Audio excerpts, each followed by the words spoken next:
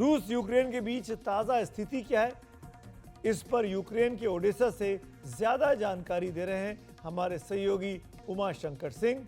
Odesa में कल रूस ने बड़ा भयानक हमला किया था। उमा शंकर सिंह यूक्रेन में हैं, क्या बता रहे हैं इस रिपोर्ट में देखिए। यूक्रेन ने अमेरिका निर्मित लंबी दूरी की मिसाइल से रूस पर हमला कर दिया है। इस बात की पुष्टि जो है वो रूस का जो रक्षा मंत्रालय है उसने भी कर दिया है।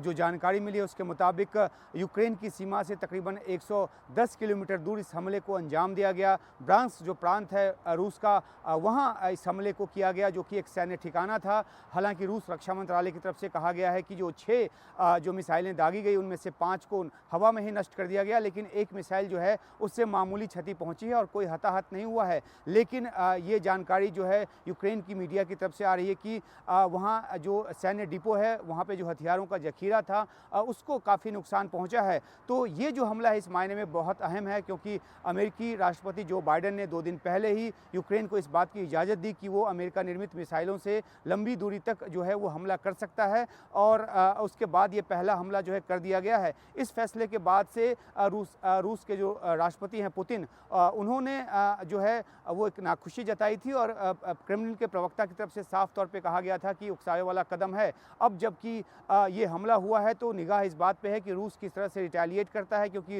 रूस ने आज ही अपने न्यूक्लियर डॉक्ट्रिन में बदलाव किया है और पहले न्यूक्लियर हथियार का इस्तेमाल नहीं करेंगे, इस पॉलिसी को छोड़ने की बात की है, उसमें कोताही बरतने की बात की है, और ये कहा है कि उस नीति पर वो नहीं चलेगा। और अगर परंपरागत हथियारों के ज़रिए भी यूक्रेन जो है रूस पर हमला करता है तो वो न्यूक्लियर हथियार के ज़रिए हमला करने के अपने जो अधिकार है उसको सुरक्षित रखता है। तो एक तरह से एस्केलेशन इस तरह का हुआ है इस पूरे क्षेत्र में पिछले कुछ दिनों में कि ये हमला जो है, ये जो युद्ध है वो बहुत ज़्यादा और तीव्र और बहुत ज़्यादा एक खतरनाक मोड़ लेता दिख रहा है। हालांकि कई जानकार हैं जो मानते हैं कि रूस जो है वो न्यूक्लियर अटैक नहीं करेगा इतनी जल्दी, क्योंकि उसके बाद वो अपने राजनीतिक समर्थक देशों को भी उसका साथ भी वो खो देगा। तो वो बहुत सोच समझ कर ये करेगा। लेकिन जो जेस्चरिंग या जो पॉस्चरिंग रूस की तरफ से दिखाई गई है वो इस बात का आशंका पैदा करता है कि क्या ये जो 6 मिसाइलों के जरिए अटैक किया गया है, लंबी दूरी की मिसाइलों का पहली बार जो इस्तेमाल किया है यूक्रेन की तरफ से, उसके बाद रूस किस रूप में इसका बदला लेगा।